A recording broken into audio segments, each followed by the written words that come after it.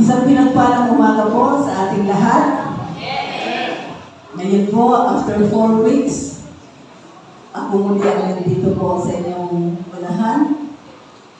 And muli po, ang sasabihin ko ay hindi nakabago. Pwede po bang makita ang mga ngiti sa inyong mga labi? Alam niyo po ba, nakakagwapo, nakakaganda. Pag palagi natin yung suot-suot ang ngiti sa ating mga labi, amen po ba? Amen. Kaya hanggat maaari, I always see to it na pag ako po ang nakatayo dito, hanggat maaari, Lord, sa biyaya mo, huwag mawawala ang ngiti sa labi ko. Amen? Bakit kailangan nakangiti? Sapagkat taliwas po yan, kung ating idinideklara palagi, that this is the day that the Lord has made, I will rejoice and be glad in it. Amen? So, sinto natin po yun. Kung yung sinasabi natin that this is the day that the Lord has made, nakasimamo tayo. Tugma po ba? Tugma po ba? Hindi, syempre hindi. So, greater is He that is in me than He is in the world. Alam niyo po, nung sinimulan itong topic na ito, biblical faith, the theology and practice, talaga naman na ang diablo ay hindi tumigil gumawa. Tayo po ay pinagpala sapagkat nandito po tayo ngayon para po sa kaalaman ng iba. After ng worship nung Sunday, nung gabi, nagliyab po ang ating break.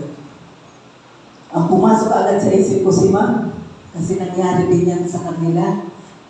Bigla nagkaroon ng sunog. Ang sabi ko nung sinabi ng anak ko na bakit nagpa-fluctuate ang ilaw sa second floor kasi ito nakatap ang second floor dito sa bahay. Nang pinuntahan ni Daddy itong church, ang bumulaga sa kanya, nagliliyab na breaker. At nandun na sa baba yung mga plastic na. So before na ako lumabas ng kwarto at naghahanap ng flashlight, hayaan niyo pa akong testimonya kasi ito ang kabutihan ng Diyos. Habang naghahanap ako ng flashlight at nakita ko ang flashlight, itinaas ko ang dalawa kong kamay. Habang nakasara akong kwarto, sabi ko, Lord, idinideklara ko sa makapangyarihang pangalan mo, maaapula ang sunog. Kasi mga kapatid, church dito. So lumabas na ako, pag side glance ko, nag-aapoy ang church. But praise God, walang kaba, binuksan ko ang gate, kapagkat yun ang ipinakita sa akin. May mga nagiinuman sa labas. Nandun yung driver, sila ang tumulong. In short, hindi nanaig ang gawa ng diablo. Naapula ang apoy at yung sabi kong postpone ang midweek, na-receive niyo yung mga chat ko, tuloy sapagkat ang sabi ko doon, napakabuti ng Diyos. Naapula ang apoy, tuloy ang ating midweek. So, palakpakan natin ang ating Panginoon. At alam ko yung kilamang, naapula din ang apoy sapagkat nagpadala ng mga tao tutulong sa kanila. And praise God. Siyempre sa ating mga panalangin, ang Diyos ay palaging nakikinig. Hindi lamang po nakikinig sapagkat bago pa magpuli ang mga bagay na gagawin ng diablo, nandoon na ang milagro ng Diyos. Amen po ba? Amen. So palapakan po natin ang ating Panginoon. At muli, pakibati nga po inyong mga katabi ng 2 thumbs up. You are charito, blessed and highly favored. Huwag tayong magsawa na magdeklara sa ating mga sarili at sa ating mga kapatid na sila ay pinagpala at pinamuraan dahil sila rin ay nakay Kristo. So ipagpapatuloy po natin ang nasimulan last week. Ang topic po natin ay biblical faith, the theology and practice. Hindi lamang po kung ano yung sinasabi ng Biblia about faith, kundi pag-aaralan natin paano ito may a-apply sa ating mga buhay. Amen po ba? So before we start, let us pray. Father in heaven, we thank you so much for this beautiful day. Maraming salamat, Lord, sa katotohanan. Nakasama ka namin. Lord, thank you so much because you inhabit the praises of your people. Indeed, O God, you are with us. You are in the midst of us. Thank you so much, Lord. Ikaw po ang magtuturo sa amin. Gamitin niyo po ang iyong mapaglingkod upang maipahayag ang mensahe na nais mong iparating sa amin sa araw na ito, Panginoon. Lord, thank you so much. Thank you, Holy Spirit. Thank you in Jesus' name. Amen. Amen and amen. So, biblical faith, the theology, and practice. Nasimula na po ito last week. Nagkaroon na po ng introduction. Pero ang tanong ko lang sa bawat isa, hindi ba kayo nagtataka na kung tayo po, at ang sabi po last week, meron tayong pare-parehas na pananampalataya at pare-parehas na uri ng pananampalataya. So hindi ba tayo nagtataka na kung pare-parehas ang pananampalataya ipinagkaloob sa atin, pare-parehas na uri, pare-parehas na sukat, hindi ba tayo nagtataka? Bakit hindi pare-parehas ang resulta na nangyayari sa bawat mananampalataya? Amen po ba? Merong nagsabi, aba, charito ng charito yung mga nandyan. Bakit sila lang yun? Hindi ko naman nararanasan. So, sa umagang ito, ating pong itong aalamin kung bakit pare-parehas na sukat, pare-parehas na uri ng pananampalataya, pero iba-iba ang nagiging resulta sa bawat mananampalataya. So, napakahalaga po na pag-usapan at pag-aralan ang tungkol sa pananampalataya. Ang sabi nga po ni Apostol Pablo sa 2 Timothy 3:1, we are living in the last days. Are we living in the last days? Ayaw niyo pa. Are we living in the last days? Nasa huling panahon na po ba tayo? At ano ang sabi ni Apostol Pablo, ang warning na Timoteo, we are living in the most dangerous times. Nandito na po tayo sa panahon ito kung saan mahirap ang lahat ng bagay. Kung bakit kailangan pag-aralan natin ang tungkol sa pananampalataya? Because this is our victory. Sabihin mo nga, this is our victory. This is our victory. In fact, the Apostle Paul calls it na ang ating pananampalataya ay the shield of faith. And without faith, there is no way we can protect ourselves against the fiery darts and arrows of the enemy. So, kung walang pananampalataya, wala tayong panangga, o wala tayong kalasag sa mga gawa ng tiyanto. Amen po ba? Bakit kinakaya natin? Sapagkat nandoon yung pananampalataya. At ang tawag dito na Apostol Pablo ay the shield of faith. In fact, ang tawag niya dito, the Apostle Paul writes, Ephesians 6:16, in addition to all this, take up the shield of faith, with which you can extinguish all the flaming arrows of the evil one. So, ang tanging paraan lang po para masangga natin ang nag-aapoy, the fiery arrows. Paano natin ito maaapula? Masasangga ang nag-aapoy na palaso ng kaaway laban sa atin ay sa pamamagitan ng pananampalataya. Kaya naman po ako nag-testimony kanina tungkol sa nag-aapoy sapagkat naalala ko yung nakita kong nag-aapoy na breaker. So, without faith, hindi natin po kayang sanggain ang palaso ng gawa ng kaaway. At kasama rin po dyan ang nag-aapoy na matataas na presyo ng gasolina. Ng bilihin, ng mga bilihin, nag-aapoy na taas ng presyo ng bigas at lahat ng mga nasa merkado. Pero tayo po ay naniniwala na dahil tayo ay kay Kristo, ang lahat ng ito ay pansamantala lamang sapagkat walang kayang daigin ang dakila ng biyaya ng Panginoon na nasa atin. Amen? Palapakan po natin ang ating Panginoon. Sa pagkalahatan, ang tawag ni Apostle Paul ay shield of faith. Ang tawag naman ni Apostol Juan sa pananampalatayang ito, ang sabi niya, ito ang ating tagumpay. 1 John 5:4. For everyone born of God overcomes the world. Pag sinabi pong born of God, born again. Huwag na tayo malilito dyan. For everyone born of God overcomes the world. This is the victory that has overcome the world, even our faith. So ang tanging tagumpay natin ay ang pananampalataya.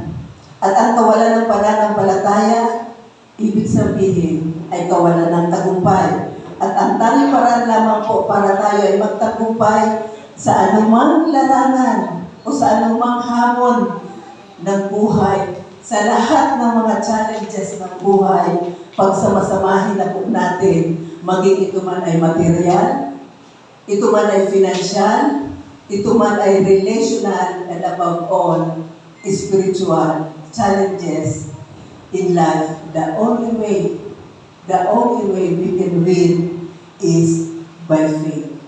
Kaya nga po sabi ko, napakahalaga ang usapin ng pananampalataya.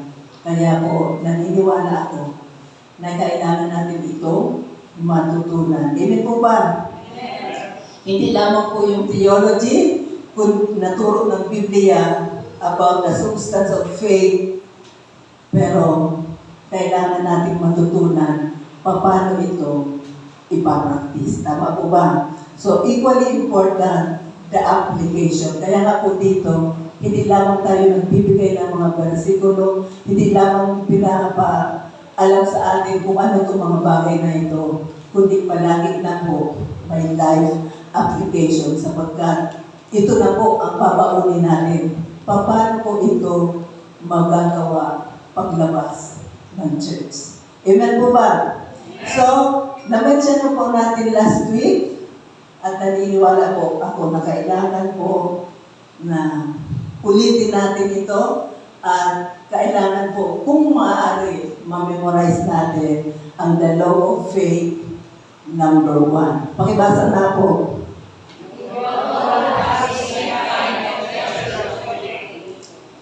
Ulit po. Yung basa po ng almusal. Law of faith number 1. Okay. Pag sinabi po the same kind, we have the same quantity. Pag sinabi po na the same measure, ibig sabihin the same kind, the same quality. Pag sinabi po the same measure, the same quantity of faith. 2 Peter chapter 1 verse 1. From Simon Peter, a servant and missionary of Christ. So, ang sulat na ito, galing kay Apostol Pedro. To all of you who have our kind of faith, the faith I speak of is the kind that Jesus Christ, our God and Savior, gives to us. So, maliwanag po dyan, sino po ang nagbigay sa atin ng pananampalataya? Si Jesu Cristo. How precious it is and how just and good He is to give the same faith to each of us. So, ibig sabihin, yung ibinigay ni Kristo ng pananampalataya, the same. It means it is not another faith, not look-alike faith, but the same faith. Ang teaching po ng Bible, kung ano ang pananampalataya ng mga apostol, ganun din ang pananampalataya natin. Amen po ba? Kasi ang sabi diyan, the same faith to each of us. In other words, kung ano ang pananampalataya ni Jesucristo, ganun din ang pananampalataya ng mga apostol at ganun din ang pananampalataya ipinagkaloob sa atin. So, to all of you who have our kind of faith, the faith that I speak of is the kind that Jesus Christ, our God and Savior, gives to us. And how just and good He is to give this faith to each of us. So, kung ano po ang pananampalataya ng mga pastor, ganon din po ang pananampalataya ng mga miyembro. Tama po ba? Kasi ang sabi, the same kind of faith. So, we all have the same kind of faith. So, sabi nga sa last line, anong sabi diyan? How precious it is and how just and good He is to give this same faith to each of us. So, ang tanong, anong klaseng pananampalataya? Tanongin mo ang katabi mo, anong klase nga bang pananampalataya? Napakahalaga po nito. Anong klaseng pananampalataya? Kung pare-parehas, ang tanong, anong klaseng pananampalataya? Of course, sasagutin dyan din ng versikulo. Galatians 2:16, King James Version. Knowing that a man is not justified by the works of the law.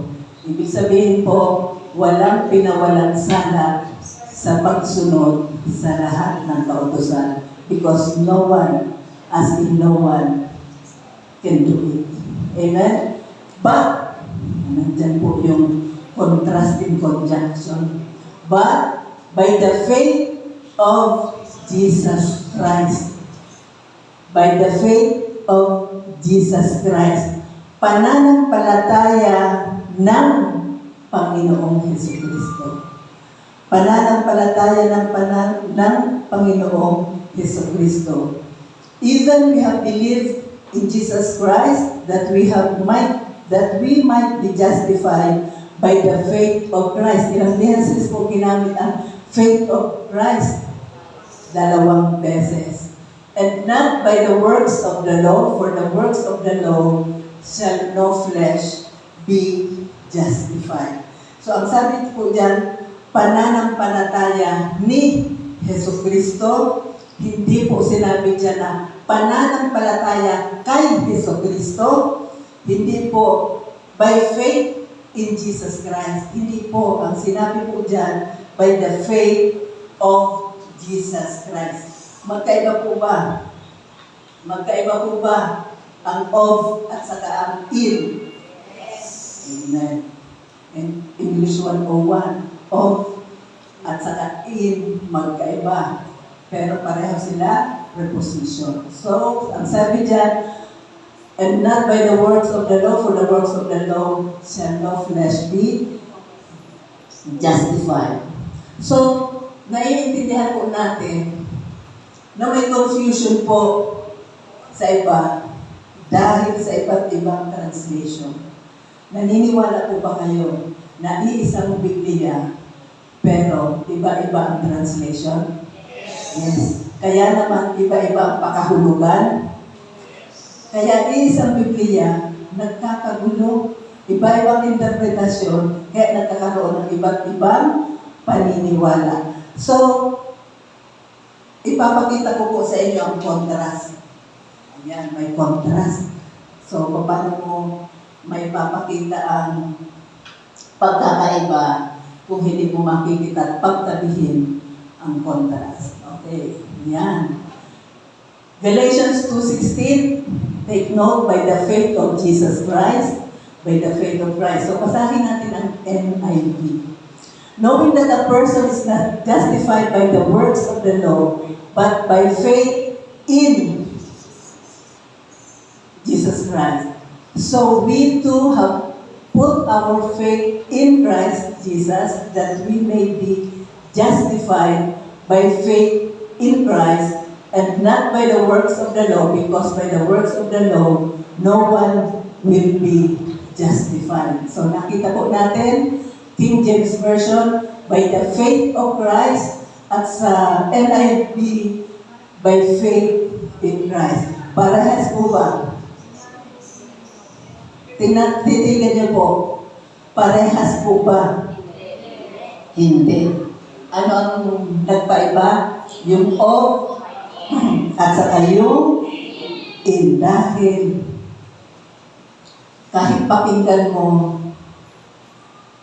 magkaiba.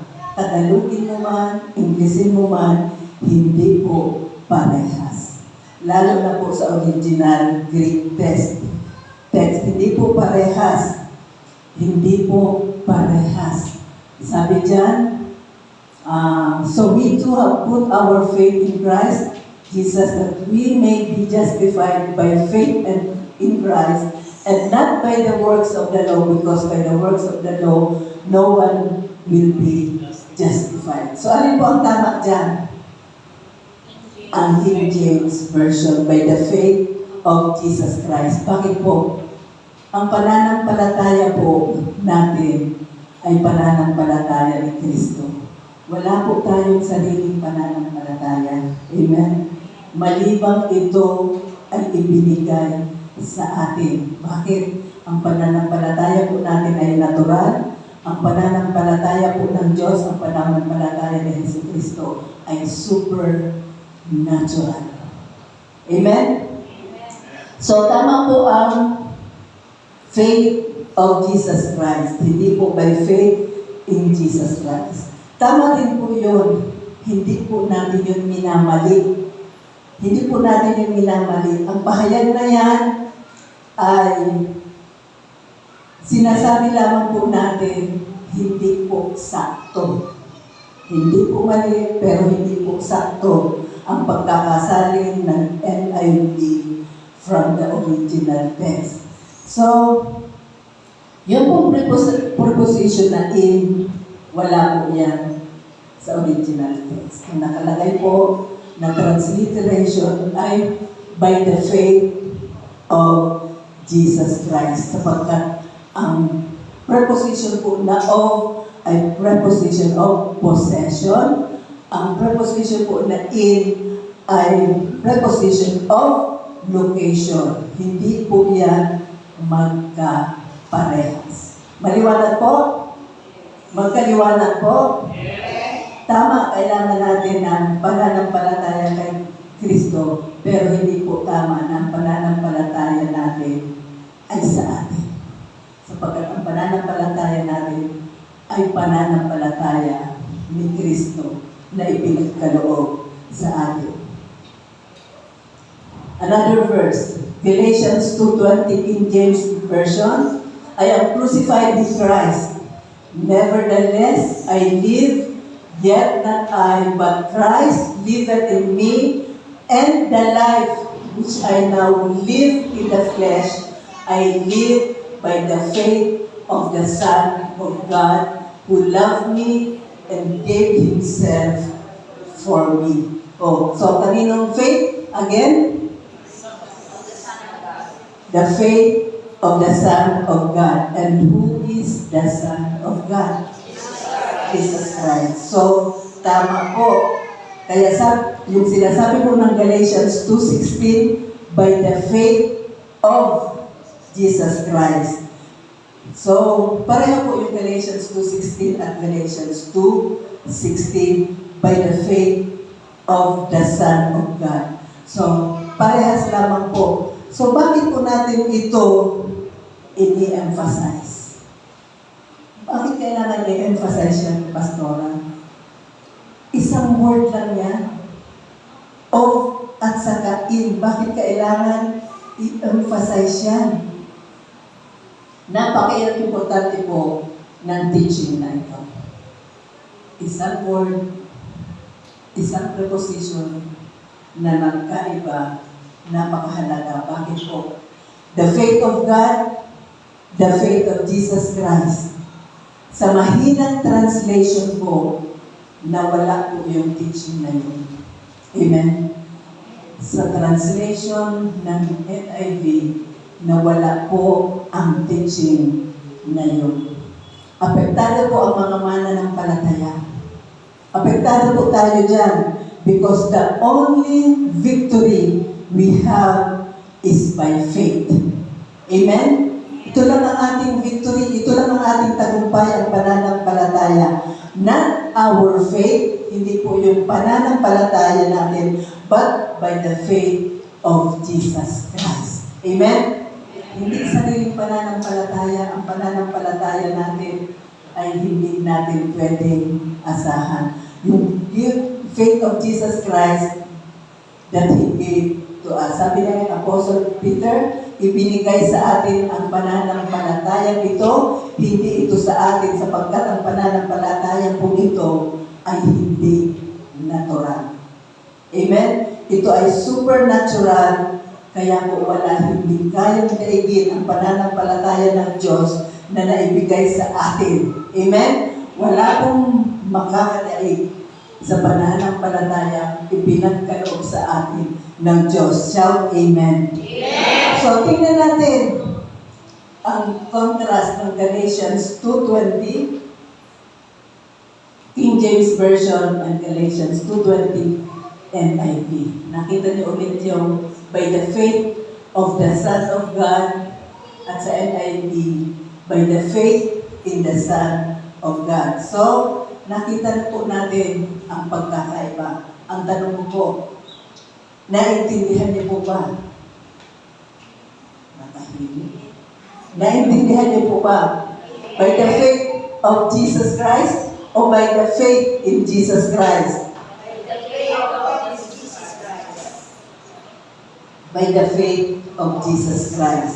By the faith of the Son of God. So, ang isa po ay preposition of possession at ang isa po ay preposition of location. So, faith in the Son of God.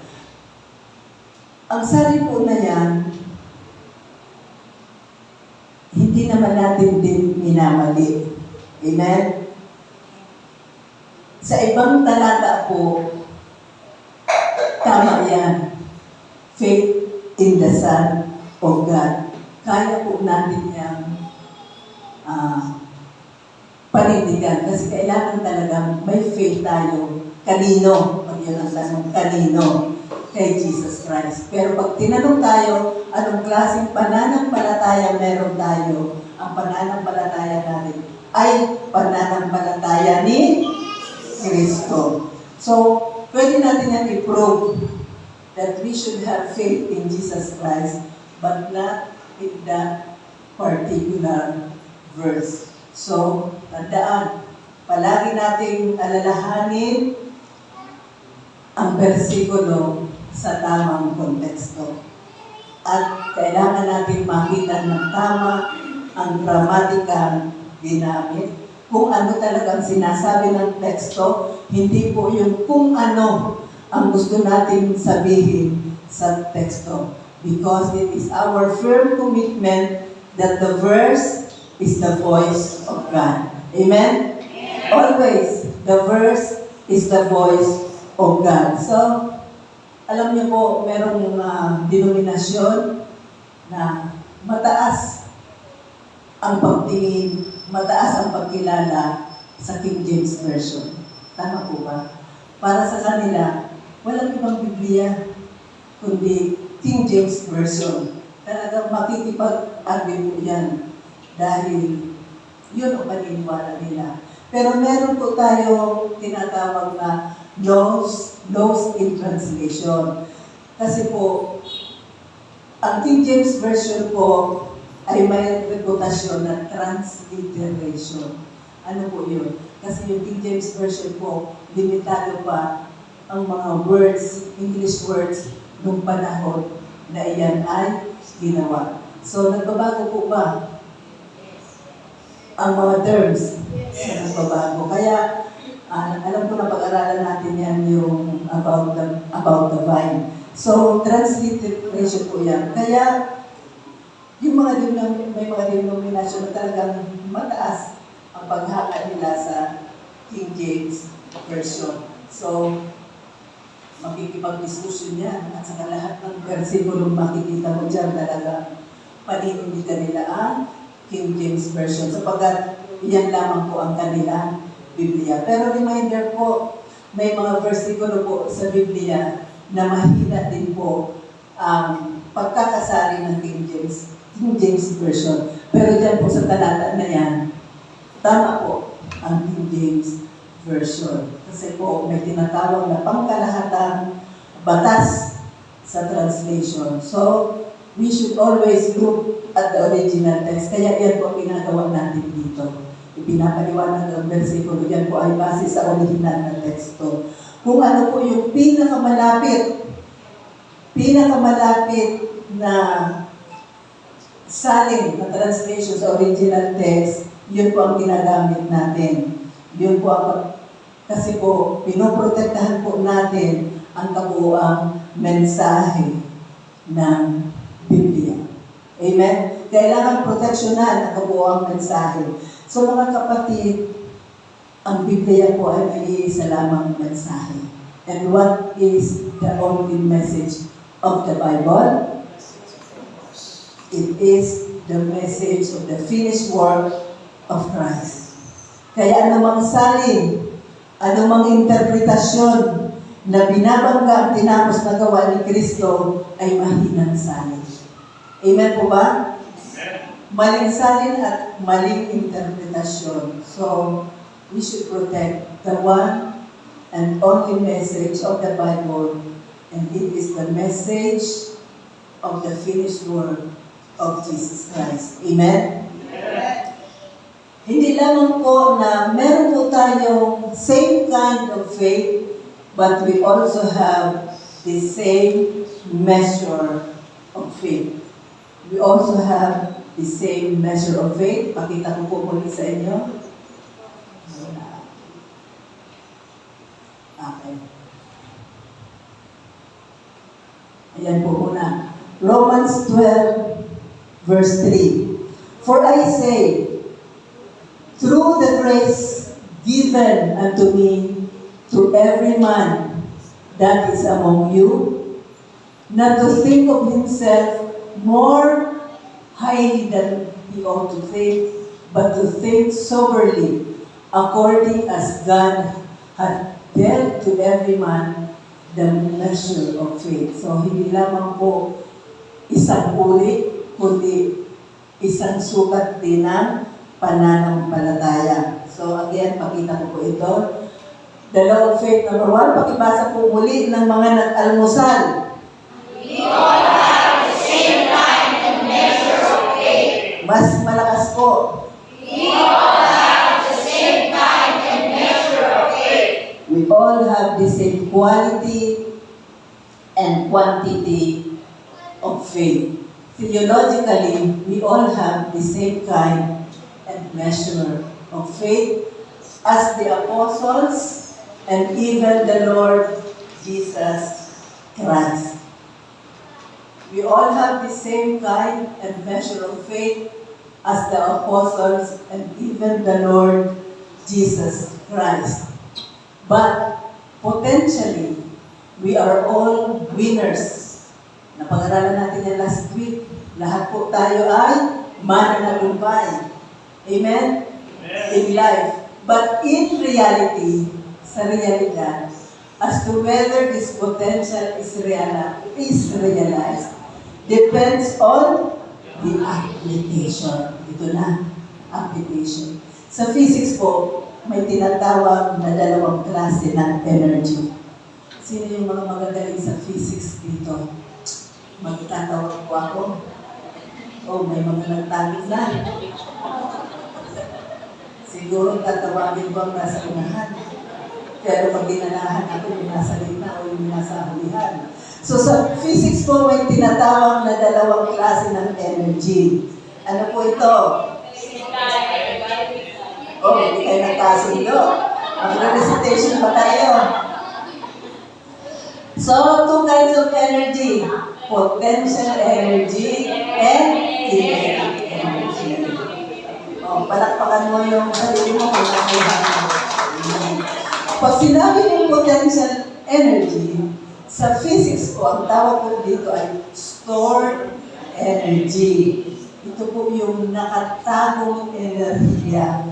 Pag sinabi naman po kinetic energy, ito po yung applied energy sa physics. Ito po yung enerhiyang ginagamit. Maliwanag po? So, ang gagamitin mong energy o enerhiya ay kailangan nanggagaling sa loob. Amen? Nanggagaling sa nakatagong enerhiya. Amen? Tayo po, sa ating born-again spirit, may nakatago pong energy sa loob natin. Kapain mo nga kung nasaan yung energy sa loob mo. Nakapaan mo ba? Nakapaan niyo? Okay. So you have the power. Sabihin mo sa katabi mo, I have the power. You have the power. We all have the power. Amen? The power that raised Jesus from the dead is inside us. Yung kapangyarihan pong bumuhay kay Kristo mula sa mga patay ay nasa atin. Nanahimik kayo. Nasa atin. So, nasa atin. It is inside us. Saan? Nasa ating born-again spirit. Nakatago sa atin ang kapangyarihang bumuhay kay Kristo mula sa mga patay. Ibig sabihin, potentially we have the faith of God. Amen? We have the faith of Jesus Christ installed in our born-again spirit. Therefore, there is no problem with faith. Wala na pong problema ang pananampalataya because we have enough faith, we have the right faith, we have the right measure, and the right kind of faith. The real problem, ito na. Ano ang totoong problema? The application. Amen? The application. Kaya magtataka ka, merong nakakatanggap ng milagro, merong hindi. Kaya iniisip ng iba, ang lakas naman ng faith ng pastor na yan. Ang lakas naman ng faith ng brother na yan. Ang lakas naman ng faith ng sister na yan. In fact, ano sabi ni pastor ng mga nakaraan? Sasabihan, pag-pray mo nga ako, sister. Pag-pray mo ako, pastor. Sapagkat mas malakas na kay Lord. May ganon? May ganon? May ganon. Tanggapin yung may ganon. May ganon. Pero ano ang sabi ng Biblia? Walang ganon because the prayer of a righteous man is powerful and effective. Sino yung powerful? Yung tinatahanan ng power ng Diyos. Amen. So lahat po ba tayo tinatahanan may power sa loob? Amen. So, walang mas malakas, walang mas mahina faith. So, alam niya lang kung paano gamitin ang kanyang faith. So, naintindihan po natin yan. Ang totoo po, may kuryente ang buong bahay. Tama? Maaaring may mga kagamitan na hindi gumagana kasi hindi nakasaksak. Tama po. Naiintindihan po natin yan. Dito, meron itong kuryente. Pero pag hindi naka-on, walang ilaw. Pero hindi mo sasabihin na hindi gumagana ang electric fan kasi walang kuryente. Ang totoo may kuryente. Hindi problema ng Meralco, hindi problema ng Napocor, kasi may kuryente. Kaya hindi po gumagana kasi hindi dumadaloy yung nakatagong enerhiya. Hindi nakasaksak yung sakit. Kaya walang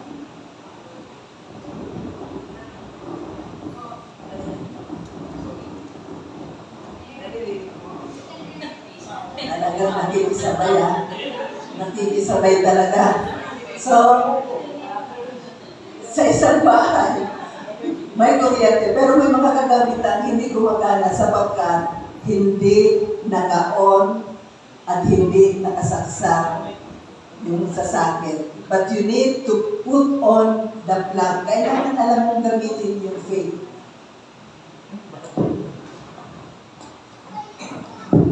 So, kailangan natin matutunan kung paano gamitin yung faith na nasa loob natin. Tandaan, meron kaming faith, you have enough kind of faith, you have enough measure of faith, but we should know, we should learn how to apply po yung potential energy at maging kinetic energy.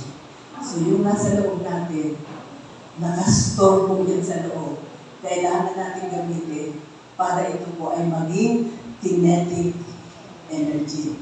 We need to realize, and it is very important, wala na naman yung isa ko. Yung isa ko pinalagay dyan. Wala. Okay, basahin ko na lang. Potentially, you are a winner because you have the potential energy stored inside. Winner tayo sapagkat merong nakatagong enerhiya sa loob natin. But, kinetically, it depends on the application of the said energy. Ano po ang kailangan? Kailangan nating matutunan yung application. Kaya, napakahalaga po talaga ng application. Okay. So, first things first. In the operation and application of faith, you need to deal with the problem of unbelief. Yun pala ang problema, yung pagdududa o yung unbelief. That is where the problem lies. Remember the saying, you cannot face the problem if the problem is your face. Tama, nakakatawa, di ba? Pero po, totoo, hindi mo kayang i-fix ang problem kung hindi mo naman alam kung ano talaga ang problema. Ang problema po, hindi faith, yung manalangin ka, sasabihin mo na, Lord, lakihan niyo po, dagdagan niyo po ang aking pananampalataya. Yan po ay maling panalangin. Kasi sinabi na ng Biblia, we have the same measure of faith. So, hindi na kailangan dagdagan. Amen? Nandiyan na sa'yo. Because you have the right faith, you have the right kind of faith, you have the same measure of faith. We all have the same measure of faith, but we do not have the same measure of unbelief. Yun po nagkakatalo. Meron na tayong right kind and measure of faith. Pero saan nagkakatalo? Yung measure ng faith natin. Amen? We do not have the same measure of unbelief. Amen? Yung unbelief. So, ang ididil natin po ay hindi yung faith, ang ididil po natin ay yung unbelief. Bakit? Because unbelief will short-circuit and even paralyze the operation of faith. Mamaya ipapakita po natin yan. Pero, first things first, let me ask you this question. Can you have faith and unbelief at the same time? Ano pong sagot? Yes. Pwedeng magsabay ang faith at the same time, may unbelief.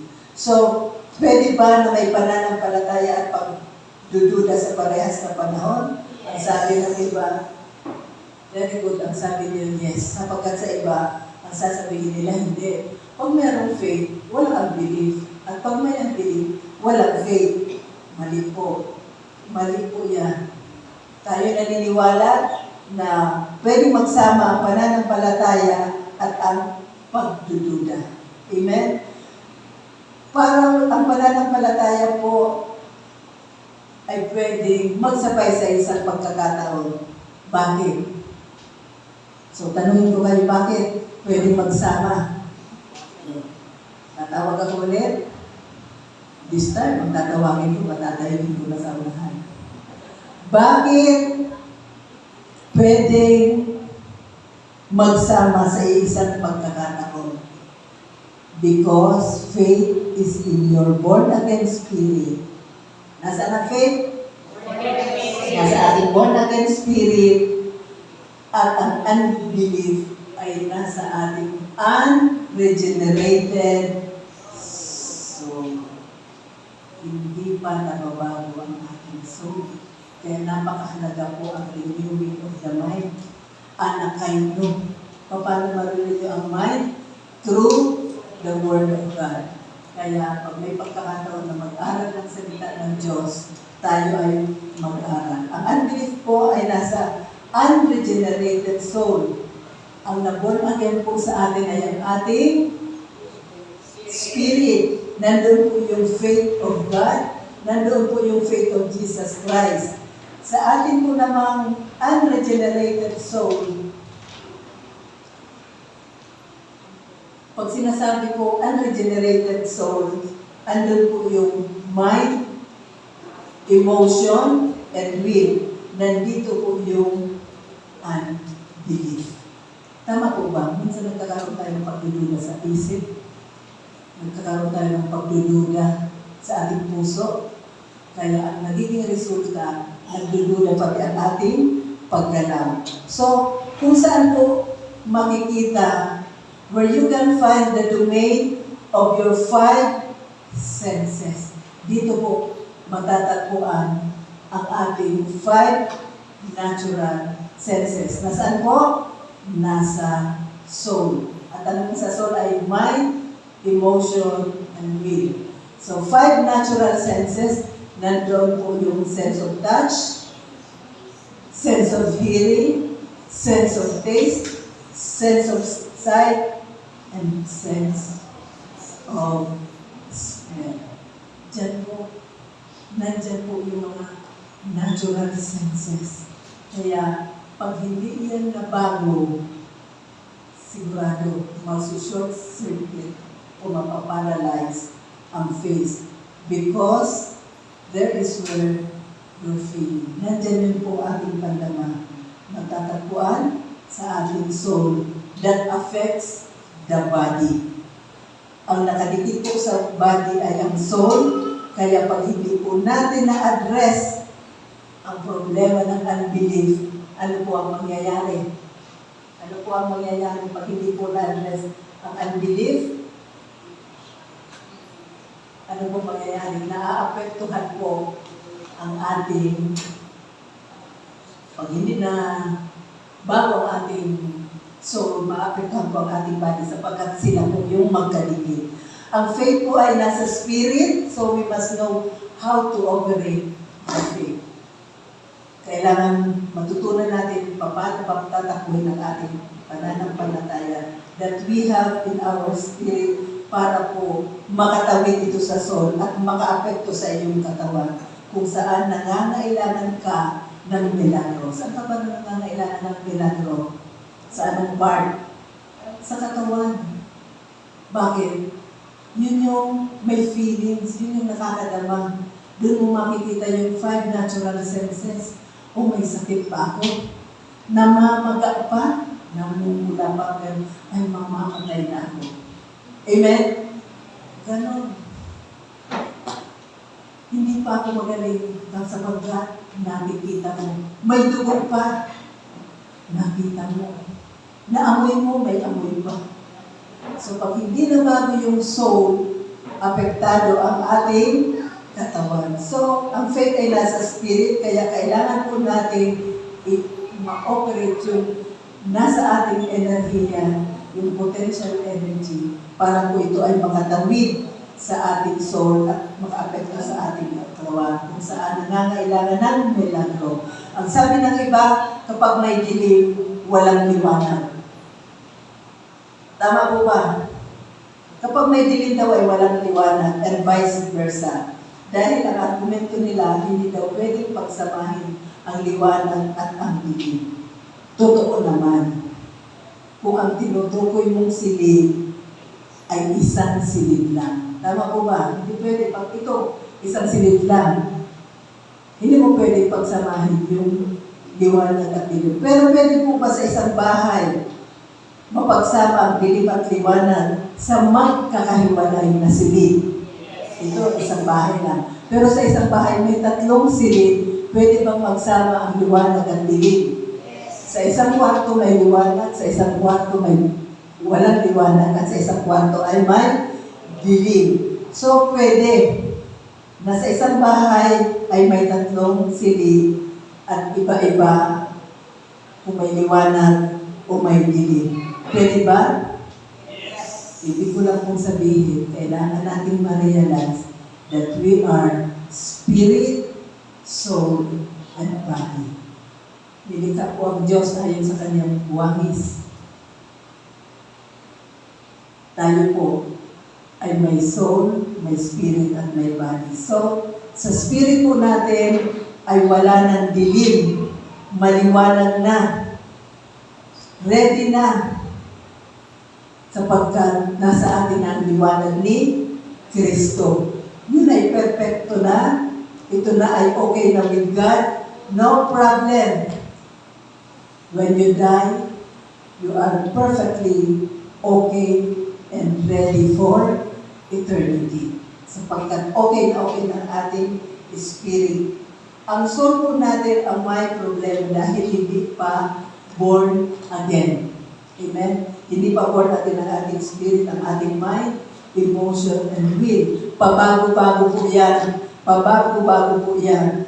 Kaya ang unbelief, ang doubt, kailangan po may address po natin sapagkat yan po ang totoong problema at makaka-apekto sa application and operation of your faith. So, ang tanong po, what is unbelief? Pag-aralan na po natin to last week, may flash na po to. So, unbelief. Ayan. Makibasa po? Unbelief is not the absence of faith, but the counterforce of faith. Yes. Unbelief is not the absence of faith, but a counterforce against faith.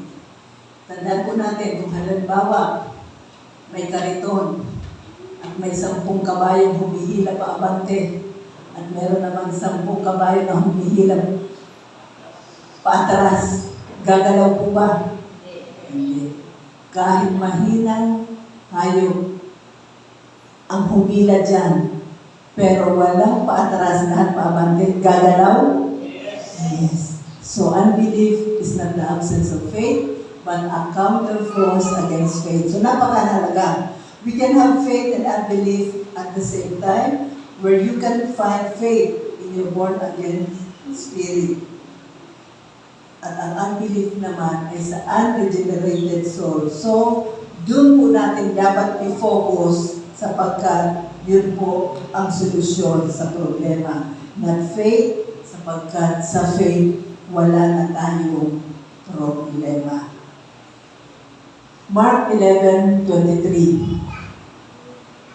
Ang sabi ni Jesus, truly I tell you, if anyone says to this mountain, go throw yourself into the sea, and does not doubt in their heart, but believes that what they say will happen, it will be done for them. So, anong sabi ni Jesus? Not doubt, but believe. So, hindi lamang po maniwala, kundi huwag magduda. So marami pong mananampalataya na naniniwala, pero nandoon pa rin yung pagdududa. So, ang sabi ni Jesus, do not doubt, only believe. So, naniniwala po ba kayo na pag may isang krusada, may taong pupunta dyan sapagkat naniniwala siya, nagagaling siya. Amen? Kaya ka na pumunta sa isang krusada kasi gusto mong bumalik. Pero pwede bang dalawang pumunta, ang isa ay bumalik at ang isa ay hindi? Hindi mo pwedeng sabihin na, kaya hindi yan bumalik kasi wala yung pananampalataya. Huwag kang judgmental. Kaya nga siya pumunta kasi may paniniwala siya, may pananampalataya. So, anong nangyari ba't hindi gumaling? Because somewhere along the line, nagkaroon ng problema sa application of faith. That is why hindi siya gumaling. Pero nandoon po yung pananampalataya. Kaya lang somewhere along the line, nagkaroon ng pagdududa. Hindi rin nabago. Hindi po yan Mark. Yan po ay Matthew 21:21. Matthew po yan. Jesus replied, truly I tell you, if you have faith and do not doubt, pakipalitan na lang, Matthew po yan. Not only can you do what was done to the fig tree, but also you can say to this mountain, go throw yourself into the sea, and it will be done. So it is not enough to have faith, but you too should not doubt, because if you have faith and doubt, you will paralyze the operation of faith. You will short circuit the operation of faith.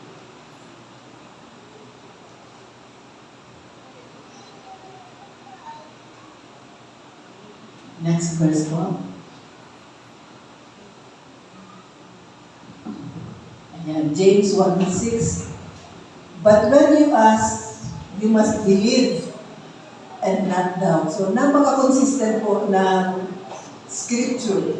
Ang sabi niya po, believe and not doubt. Kaya, i-address po talaga natin yung problema ng doubt. Kasi po, yun po yung humihila ng faith. Kaya po hindi makaalagwa, kaya hindi makakita yung milagro.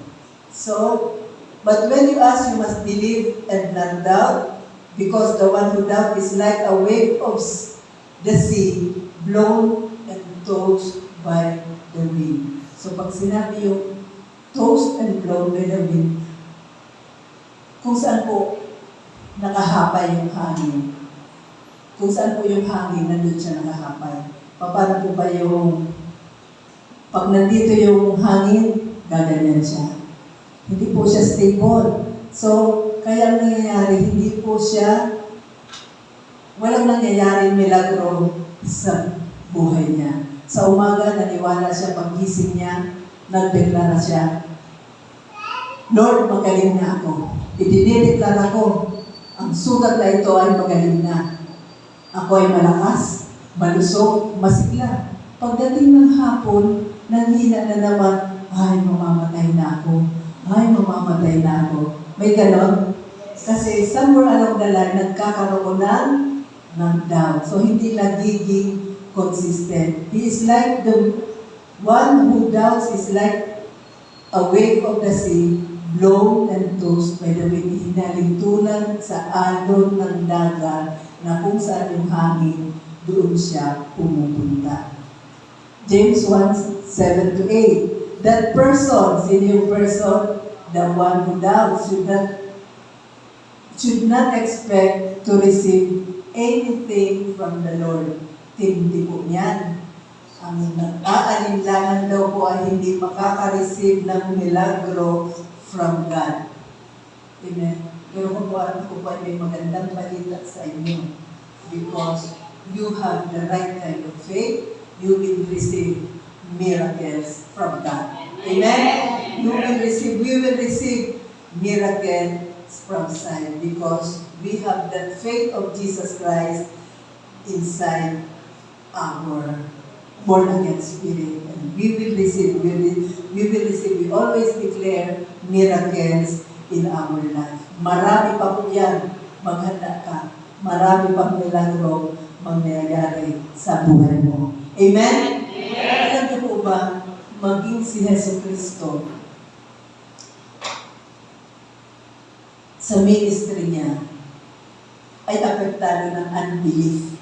Oops, huwag tumaas ang kilay. Walang unbelief si Christ. Bakit naapektuhan ng unbelief? Sapagkat yung mga tao nakapaligid sa Kanya ang tindi ng unbelief. Matthew 13:58. Now we, referring to Christ, did not do many mighty works or miracles there in Nazareth because of their unbelief. Bakit po? Sapagkat ang nakikita po lang ng mga tao na siya po ay anak ni Maria. Kaya yung po kanyang, ang Nazareth po, yung kanyang hometown, at alam nilang talagot si Maria, yung pinanganak si Jesus. Doon lang po nila nakikita si Jesus na ordinaryong tao na anak ni Maria. Doon siya lumaki. Hindi nila nakikita si Jesus bilang anak ng Diyos. They did not see Jesus as the Son of the living God. What an operation of faith, because you have to believe and see that Jesus as the Christ, the Son of the living God. Walang mangyayari pong milagro sa atin kung hindi po tayo naniniwala na si Kristo ay anak ng Diyos. We have to believe for miracles to happen. Walang milagro o walang maraming milagro na ganap kasi ang mga tao sa Nazareth ay nakatuon lang sa Jesus na pinanganak na akala nila ay anak ni Jose at ni Maria. So, yung unbelief po mismo, ang mga pagdududa ng mga tao sa nakapaligid, ang dahilan kaya walang masyadong milagro na gawa mismo si Jesus doon sa Nazareth. So, reminder po for everyone, makinig. Nung pinagaling ni Jesus yung anak ni Jairus, remember Jairus? Nung pinagaling ni Jesus yung anak ni Jairus, dumating si Jesus sa bahay ni Jairus. Nag-iiyakan na yung mga tao. Ang sabi nila, patayin na yung bata. Patayin na yung bata. Ano po ang ginawa ni Jesus? Hinila ni Jesus si Jairus at ang sabi niya, only believe. Ano po ang requirement? Only believe. Ipinasok niya sa silid si Jairus at yung mga may paniniwala, maraming tao that moment kasi patay na daw yung bata, nag-iiyakan. Ang tingin nila, patay na nga ang bata. Totoo naman, pagdating ni Jesus, ang sabi nila, patay na ang bata. Ang ginawa ni Jesus, hinila niya si Jairus at dinala sa silid kasama si Mrs. Jairus at hindi po lahat pinapasok. Remember, sa Nazareth, hindi siya nakagawa ng milagro. Bakit? Dahil sa unbelief ng mga tao. So, dito sa sinabi na to, hindi lahat pinapasok ni Jesus sa loob ng silid at ang pinapasok lang si Mrs. Jairus, si Jesus, at yung kanyang tatlong alagad. Sino po yung tatlong alagad? Si James, si Peter, at si John. And miracles happen. Amen?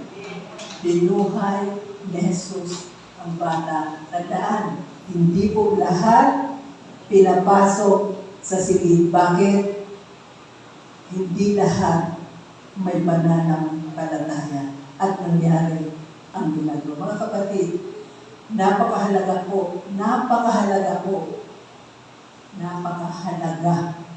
na kung ikaw ay may pinagdadaanan, huwag mo pong kani-kanino kinikwento. Amen? Amen? Amen. Ito ito po, application. Kung meron kang pinagdadaanan, huwag na huwag mong ipinagkukwento. Kasi sa walang paniniwala, sa walang pananampalataya, magsasalita yan ng mga salita, makakapadagdag sa iyo ng pagdududa. May pagdududa ka na nga, dinagdagan pa. Sinabi mo, meron akong sakit. Oh, buti naman. Hindi pala may galit sa'yo. Hindi mo alam may galit para sa'yo. Or, hindi nga magsasalita yan.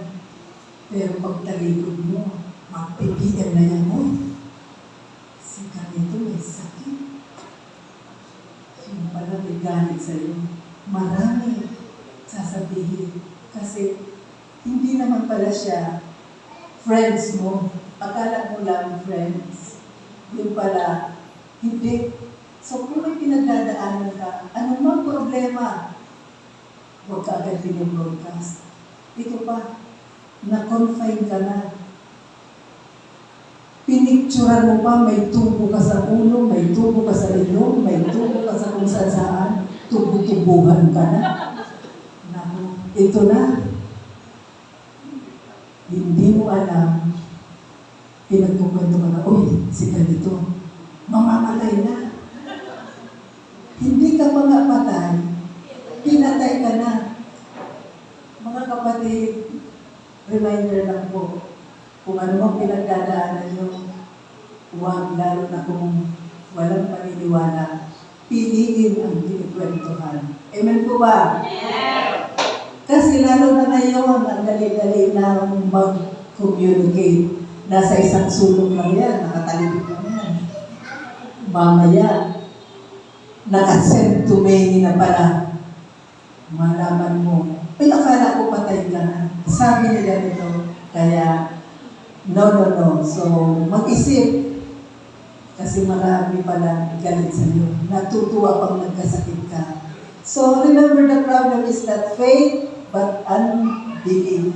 And you must know how to deal with it, because if you do, you will suppress at kaya daigin ng pananampalataya, and miracles will happen. Amen.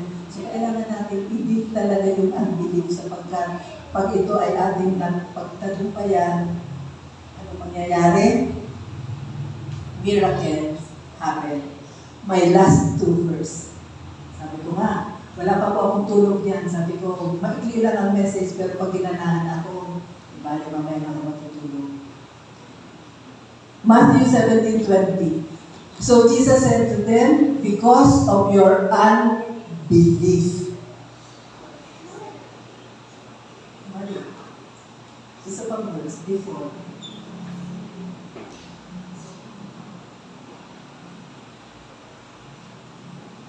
Ayan. Then the disciples came to Jesus in private and asked, why couldn't we drive it? Ito po yung may epilepsy. May epilepsy po yung ba? Nagtaka ang mga alagad, bakit hindi nila mapagaling? Ang araw na yun ay kakaiba. Naniniwala ang mga disipulo na kaya nila magpagaling kasi na-train sila ni Jesus. Pero ang araw na ito ay kakaiba.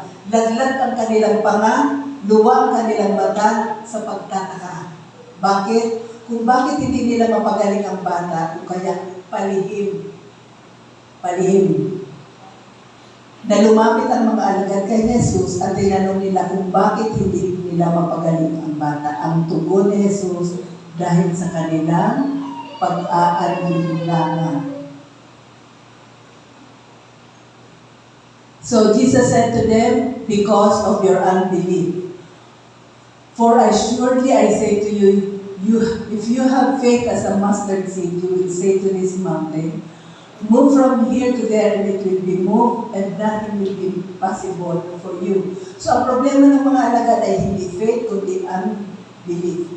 Mayroong pangkaraniwang turo na, di ba man pag may faith, walang unbelief. So may faith po ang mga alagad. So ang sabi nga dito, kailangan mo lang maniwala. So ang walang po imposible po sa pananampalataya sapagkat naturuan ang mga alagad ng pagpapagaling. Pero nung araw na yun, during this time na papagaling nila yung epileptic boy, hindi nila mapagaling. So ang sabi ni Jesus, ang problema niyo ay ang unbelief. Dahil walang imposible sa pananampalataya. Ang humahad lang sa pananampalataya ay unbelief at ito po ay nangyari sa mga alagad. So hindi mo kailangan ng malaking pananampalataya. Merong mga tao nagpe-pray, Lord, lakihan mo ang aking pananampalataya. Ang sabi ni Jesus, if you have faith as a mustard seed po ba malaki, maliit? Ihihingin mo ang malaking pananampalataya. Ang sabi ni Jesus, maliit lang anak na pananampalataya. Sapat na. Sabi nung nalangit, Lord, mas malaki pa sa bundok ang kailangan kong pananampalataya. Bakit? Ano ba kalaki ng bundok ang gusto mong daigin? Lord, malaki. Kaya kailangan ko malaking pananampalataya. Ano ba ang gusto mong daigin? Lord, ang biyanan ko. Ang laki pala ng gusto niya. Kasi yun pala ang kanyang problema. So, sabi ni Lord, no. Maliit lang. Napakaliit lang ng mustard seed. Hindi mo kailangan ang malaking pananampalataya. Ang kailangan mo tamang aplikasyon ng pananampalataya. Mas malaki pa sa butil ng mustard seed. Hindi po maliit lang ng butil ng mustard seed, kaya po malakihin. Kahit gaano kalaki ang bundok, sapat na ang pananampalatayang ibinigay sa atin ng Panginoon. Amen po ba? Amen po ba? So, amen po ba? That's verse na yan eh.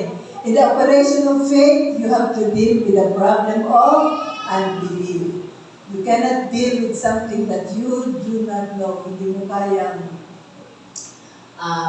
masolve ang problema na hindi mo alam. That is why you have to ask what is unbelief, at yan po ay nasagot na natin.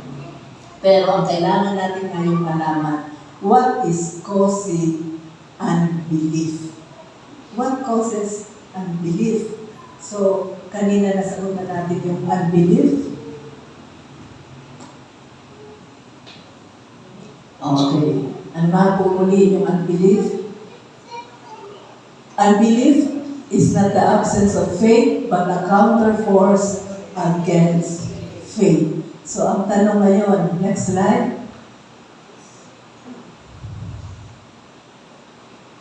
What are the causes of unbelief? Ano ba talaga ang mga dahilan bakit nagkakaroon ng unbelief ang mga tao? O sometimes, Christian na may unbelief. What is the causes of unbelief? The answer is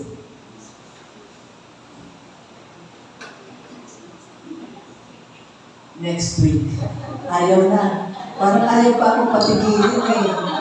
Ayaw pa, i-continue ko to kasi ayaw eh. Oh, so, what are the causes of unbelief? Kasi sabi niya, dapat malaman na nila. Pero hindi, kasi ayaw ko naman kayong mabilaukan. So, next week. So, what is our big idea? Miracles happen when you believe and not doubt. Ang mga milagro po at marami pang mga milagro na mangyayari kung tayo ay naniniwala at hindi tayo nagdududa. Bakit? Sapagkat nasa atin na po yung faith, hindi sariling faith, kundi faith of God, faith of Jesus Christ, installed in our born-again spirit. What is the big idea again? Miracles happen when you believe and not doubt. Tayo po'y manalangin.